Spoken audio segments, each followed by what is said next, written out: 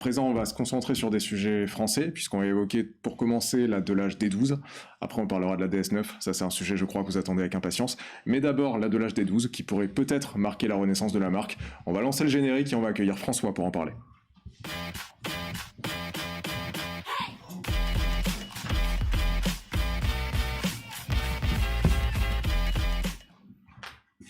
Et bien voilà, ça y est, on perd un Guillaume, mais on récupère un François. Bienvenue à toutes celles et ceux qui nous rejoignent. Vous êtes dans Plein Phare, le talk show dédié à la mobilité, où on évoque chaque semaine les actualités majeures de la mobilité. Et cette semaine, on va se concentrer sur une renaissance qui fait du bruit, ou un petit peu en tout cas, depuis quelques mois. C'est la renaissance de la marque Delage. Alors François, tu nous en parleras bien sûr plus en détail après, mais c'était une marque très haut de gamme française des années... Des années combien déjà 30 Et la création en 1905, 1905, mais ouais. Véritable essor dans les années 30 lorsque Delahaye les rachète en 1935. Et il faut vraiment y aller doucement, mais c'est à peu près comme le duo Rolls-Royce-Bentley. C'était les deux grandes marques de grande série de haut de gamme françaises. Alors qu'à l'époque, on avait aussi une myriade de carrossiers qui rhabillaient d'ailleurs ces voitures, notamment Chaperon ou Franet. Bon, bref. En tout cas, les années 30, c'était l'essor de Delage principalement avec les années 20. D'accord, alors 1905, c'est la naissance de la marque. Exactement, l'ancien ingénieur de Peugeot, Ouais. Louis Delage, avec un A circonflexe, qui se lance, après tout, puisque je suis capable de concevoir des voitures tout seul, autant que je le fasse. Et qui crée sa propre marque de prestige et qui s'impose un peu dans le sport automobile, mais surtout grâce au luxe. Et à l'époque, le luxe automobile, c'est la France, c'est Bugatti, c'est Delahaye, c'est en réalité Renault aussi. Toutes les marques ont à un moment, sauf peut-être Citroën, qui est toujours resté franc et marqué sur sa grande série, toutes les marques ont à un moment voulu faire du très haut de gamme. Je vois un commentaire marrant d'Eric dans le chat. On ne peut pas avoir François et Guillaume en même temps, ça coûte trop cher, au pire virer Adrien. C'est pas sympa, ça, Eric, merde. On essaye de dynamiser l'émission, de faire en sorte que ce soit rythmé, etc. Mais bon, très bien, on songera, très bien. On pourra réenvisager peut-être une configuration à 3. Et je salue également Célia et Edvisa qui te salue. Exactement. Donc François, ouais, naissance en 1905. La disparition de cette marque, c'était quand ? Eh ben c'est comme 35, sauf que tu inverses. 1953. Ouais. Delahaye a encore duré une année de plus, 54. Il faut savoir que les années 50 ont été meurtrières pour le luxe automobile français, pour deux raisons. La première, c'est qu'on n'avait pas de matériaux, pas d'argent, pas de clients. Ouais. Mais ça, à la limite, c'était la même chose partout. La Bérésina, ou plutôt les terribles années post-Seconde Guerre mondiale ont été aussi très dures pour Rolls-Royce, pour Jaguar, en Angleterre. On ne parle pas de Mercedes, qui a quand même réussi à se sauver d'avoir transporté tous les pontes du régime ONI du Troisième Reich. Et pourtant, étonnamment, c'est en France que ça s'est très mal passé pour le second fait, qui est que la France a vraiment structuré son économie comme une économie de crise pour résister. Bugatti aussi. Alors Bugatti, j'ai appris que de 49. Bugatti, j'ai même appris que de 39, excusez-moi, jusqu'en 56, ils ont vendu 7 voitures. C'est pas tant que ça. Ils cherchaient pas à les vendre. Pourtant, ils ont sorti 3 voitures différentes. La type 56, la type, on les trouve au musée de Mulhouse, mais vraiment, ils n'arrivaient pas à sortir. Pourquoi est-ce que le luxe automobile s'est donc effondré ? Parce que la France a structuré son économie avec un plan qui s'appelait le plan Ponce à partir de 46. Très bien expliqué par le professeur de l'université d'Evry, Jean-Louis Loubet. Dimitri avait vu juste d'ailleurs dans le chat, le plan Ponce. Le plan Ponce qui a divisé en 3 gammes de marché l'automobile en France. Les voitures populaires pour Renault, qui allait lancer sa 4 chevaux, donc ça tombait plutôt bien, puis c'était le constructeur national qui venait d'être nationalisé. Le moyenne gamme pour Peugeot. Et après on parlera des autres marques, et le haut de gamme pour Citroën, parce qu'il y avait la traction qui dominait tout le monde grâce à sa traction avant. Vous rajoutez aussi Simca et Panhard qui avaient un accessite sur les petites voitures. C'est comme ça que Panhard s'est sorti, qui avait quand même un beau passé avec les dynamiques, etc. On est complètement en train de dériver, ça y est. Ça y est, c'est parti. Le hors-sujet est lancé. T'inquiète, j'ai quand même des questions à te poser à propos du modèle qu'on est censé évoquer. Et la Panhard dynamique était l'excellence automobile aérodynamique avec la 402, avec les Peugeot Fuso, s'est retrouvé à sortir des bicylindres avec les Dyna-X, etc. Dyna-X, et quand Citroën va absorber Panhard, Ils vont concevoir la Diane, et on pense que le Diane, c'est aussi un hommage à Dina. Ah oui, bien vu, effectivement. Alors François, je te Oui, reprends revenons un au petit peu sujet. du coup, pour revenir au sujet. On est finalement, là tu nous parles quand même d'un passé assez lointain, puisque oui. la marque a disparu en 1953, et là on parle d'une tentative de renaissance qui fait parler d'elle depuis quelques mois, à travers un investisseur dont le nom de famille est quand même assez familier, c'est... Laurent Tapie. Laurent Tapie, le neveu, c'est ça je crois Il me semble que c'est le fils. Ouais, c'est le fils de Bernard C'est Tapie. le fils de Bernard. Qui se lance lui aussi dans les affaires. Alors on ne sait pas s'il a décidé de truquer un match entre l'OM et Valenciennes. L'affaire n'est peut-être pas totalement terminée, donc la présomption d'innocence prévaut. Et puis on ne tire pas sur Bernard Tapie en ce moment. Et c'est pas la santé qui marche beaucoup chez lui. Mais le fait est, oui, c'est son fils, effectivement. Merci Edvisa. Merci Edvisa. Le fait est que il se lance dans l'automobile de luxe, c'est assez courageux, hein. Après tout, il faut avoir du courage, ne serait-ce que pour se lancer dans l'automobile en ce moment. Mais il y a quelque chose d'assez intéressant dans sa démarche, c'est qu'il est allé vraiment récupérer ou s'autoriser à prendre la propriété de la marque en demandant à l'association qui a récupéré les droits de la marque. Oui, je vois qu'il y a un commentateur. Il faut absolument relever la blague Si de Salière, moi, elle me fait rire. Si tu tires sur le tapis, tu risques de tomber en plus, ouais, c'est clair. C'est clair. Ah, ça, ils ont tenté chez Adidas et malheureusement ça a marché. Et tu as tout à fait raison, Dimitri, la calandre de la Diane est aussi un hommage aux toutes premières Panhard, c'est vrai. Panhard qui a été démembré par Citroën, alors que ça faisait un milieu de gamme parfait pour eux. Les PL17 se faisaient une... On parlait la semaine dernière de l'Ami 6, qui était ce fameux milieu de gamme que Citroën n'a jamais eu. Ils se le sont achetés, ce milieu de gamme avec Panhard, mais la fierté Citroën, la fierté de la famille Michelin n'allait pas jusqu'à considérer que la marque doyenne devait survivre, et Panhard est mort à cause d'eux. Bon, revenons donc à Delage. Il se trouve que, contrairement à beaucoup de marques, je pense à De Tomaso, il me semble, je vais peut-être me faire tirer dans les commentaires.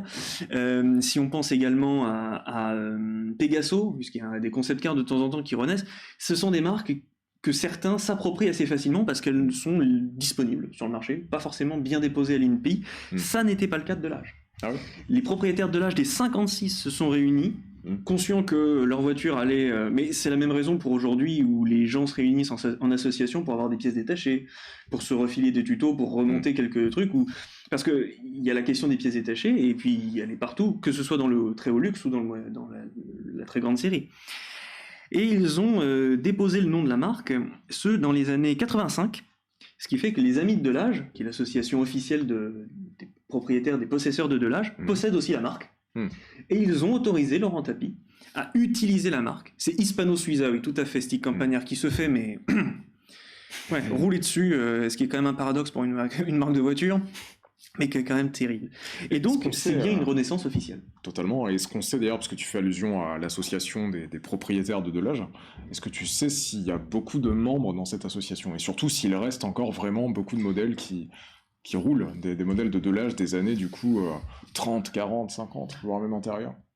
J'ai pas la réponse exacte. En revanche, au salon Époque Auto de 2019, j'allais dire de l'an dernier, mais l'année dernière est une année blanche. Oui, on va dire ça. Il y a eu une très belle exposition, il me semble, de l'âge. Aussi, oui, tout à fait. Il y a eu beaucoup de D8, puisque la D8 c'était le grand modèle. D pour de l'âge, 8 pour le nombre de cylindres. On y reviendra, ça a un sens pour parler de la D12. Et le fait est qu'il y avait quand même une bonne douzaine de modèles. Et le club, les Amis de Delage sont toujours très actifs. Donc, malgré l'absence, je ne pense pas que les propriétaires des années 50 soient encore vivants, mais tant mieux pour eux. 85 ans d'âge moyen, a priori, et leur moyenne d'âge, oui. C'est bien possible. C'est pas impossible, hein, mais effectivement. Le fait est que c'est un club actif, toutes les marques ne peuvent pas s'en prévaloir, malheureusement pour elles. Mais Delage, c'est un peu comme Panhard, c'est un peu comme Bugatti, réussit à capter du monde autour d'elle, et c'est tant mieux. Alors, la D12. La D12. La D12, retour à l'image. Elle a une tête de Formule 1, je trouve. C'est une Formule 1 de route, c'est exactement ça. Et elle se pose vraiment en concurrente directe de l'Aston Martin Valkyrie, de la Mercedes AMG One, ou Project One, dont un prototype a été offert au dernier Grand Prix de Portimao à Lewis Hamilton. Qu'on ne voit toujours pas d'ailleurs cette... Ah si, mais elle commence à arriver. Ça y est, elle commence à arriver, parce que je me souviens qu'elle a été dévoilée en 2017. Oui. Et, et là, elle commence tout juste à arriver, 4 ans après, quoi. C'est que faire passer un moteur de Formule 1 qui est censé faire quoi 10-15 000 km maximum dans sa vie, un moteur de grande série, c'est... Oui. Le défi est beau. Mais il faut reconnaître que c'est vraiment un petit peu long comme traduction. Elle aurait roulé sur le Nürburgring récemment. On l'a vu effectivement, on en avait posté quelques photos en rouge, parce que c'est à ça qu'on l'a repéré. D'ordinaire, elle est en grise ou en noir, mais là, rouge, c'est pas discret. Pas habituel, quoi. Un prototype. Déjà qu'une Mercedes Project One n'est pas habituelle. Déjà. Si en plus elle est rouge. Et son design, enfin, moi ça me fait penser cette période d'essor de toutes ces supercars qu'on a vu à partir de 2017-2018. Fin des années 2010, ouais. Ça me fait penser aux années 80. Ouais. T'as eu cet essor de la Jaguar XJ220, la Bugatti EB110, t'as eu toute une armada de trucs.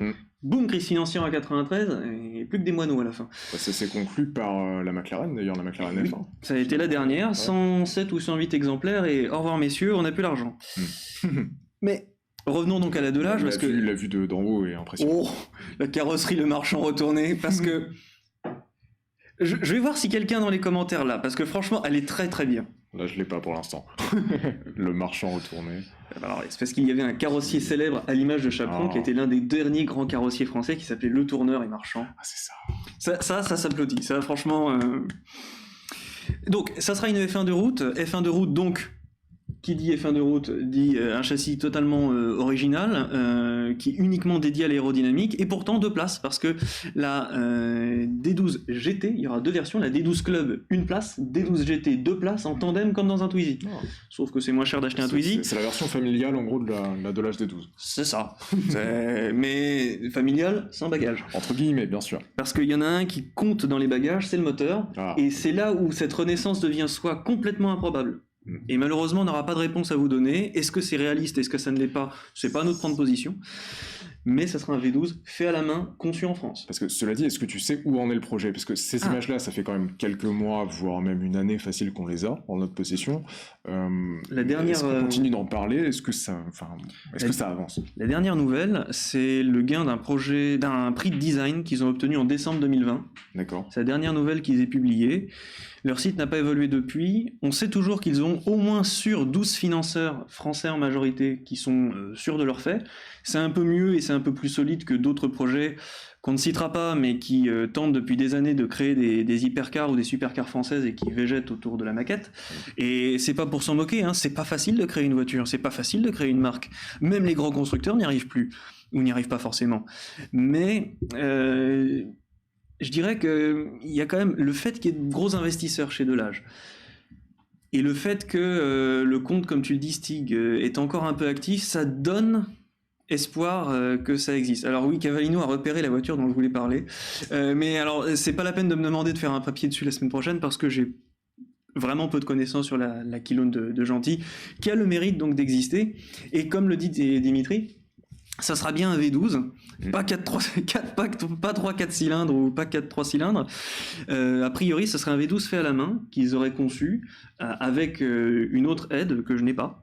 Et toute la mise au point serait confiée en partie à Jacques Villeneuve, qui dans une autre carrière, il n'a pas été que commentateur. Voici Laurent Tapie à l'image, qui n'a pas été que commentateur de F1, mais il a aussi été champion du monde en 97.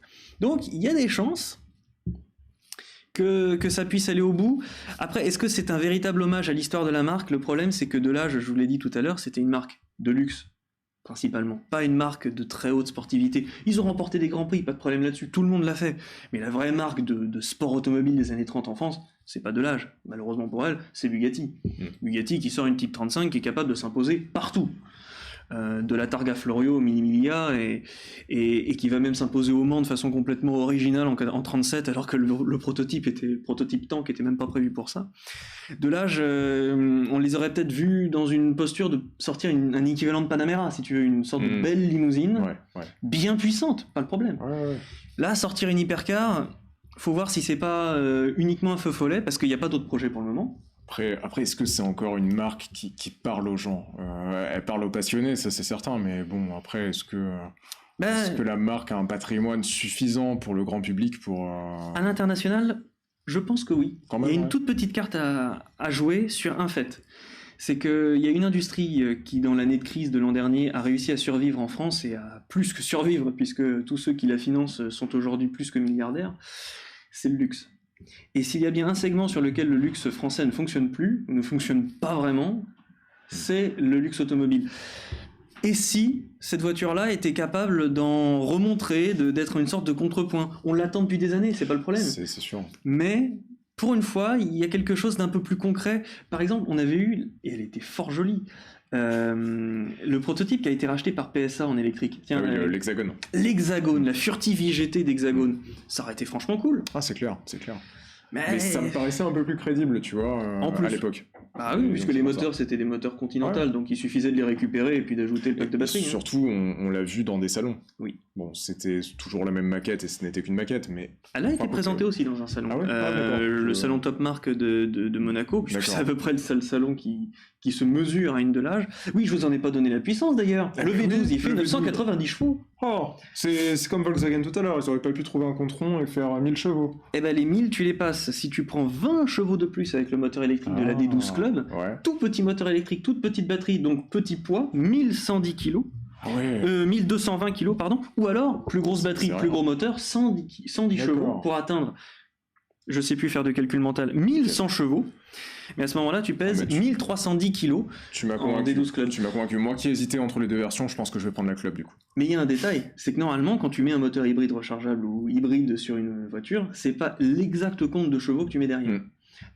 On le voit par exemple, la voiture dont on parlera tout à l'heure, la DS9, a un moteur de 110 chevaux, mais 110 chevaux plus 180, ça fait que 225. Oui. Parce que tu peux pas exactement, t'as pas la péréquation exacte, ça dépend de ta boîte de vitesse. La vraie question ici, c'est est-ce que la boîte de vitesse sera capable d'encaisser un V12 dont le régime maximal n'arrivera sûrement qu'à 5000-6000 tours, et un moteur électrique dont les 110 chevaux viendront tout de suite. Limite, c'est surtout bon courage à la mise au point. Et il y a la fabrication ensuite. Là, je relève la blague d'Edvisa dans le chat. Le mieux, c'est la LNA Club. Mais tu sais ce qui est encore mieux, Edvisa, c'est le Club LNA, le nouvel automobiliste. Exact. Dont vous faites partie en nous regardant tous les mardis soirs. Et ça fait plaisir. N'hésitez pas, bien sûr, à continuer de le faire et à vous abonner, et à continuer de nous dire tout ce que vous pouvez penser de l'émission, en bon comme en mauvais d'ailleurs. Hein, c'est comme ça qu'on progresse aussi. Donc voilà, merci encore. Et même la DS9 bicolore façon carrosserie Lecoq, ça franchement, ça aurait été de la classe. Mais on en parle dans 2 minutes. Je reviens sur un dernier point. V12 français, supercar française, prix de 3 600 000 euros. Prix français, monsieur. Voilà, prix français et taxes françaises. Il y a un dernier point, c'est qu'elle pourrait même être made in France. Made in Courbevoie, fabriquée là où était, parce que les ateliers de Courbevoie de Delage existent encore. Mais le problème, c'est que ça fait quand même beaucoup de SI, à une période aussi incertaine, pour être totalement sûr. On en parlera, c'est comme d'autres projets, on en parlera quand ça sera vraiment crédible. Pour le moment, ça reste un beau rêve. À ce sujet-là, je vois Romuald justement en régie qui, au moment où tu sortais l'argumentaire, fabrication française, Courbevoie, etc., machin, qui semblait émettre quelques doutes, Romuald, sur cette hypothétique arrivée de l'âge, et je vois Guillaume à travers la vitre qui rigole.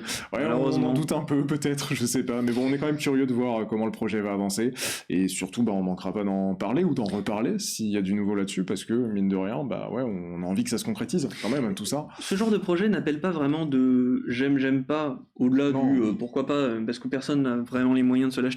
Et surtout, oui, LNA a son siège social à Courbevoie, merci Eric. Et surtout, ça n'appelle pas vraiment de jugement parce que ceux qui vont l'entreprendre, ce projet, ne déméritent sûrement pas. Et je dirais presque que c'est trop facile de dire bof, ça va pas marcher. C'est tellement simple, c'est tellement méprisant, c'est tellement ce qu'on entend en permanence. De toute façon, les réformes, ça marchera pas. De toute façon, ce truc-là, ça marchera pas. Renault avait fait une pub d'ailleurs, ça ne marchera jamais. Je crois que c'était le Kangoo. C'était au lancement du Kangoo, tout à fait.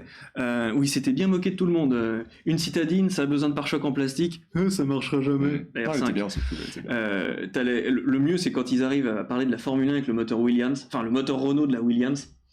Et t'as les Anglais qui sont là. Moteur turbo, ça ne marchera jamais. Évidemment qu'ils se sont pris. Donc bon.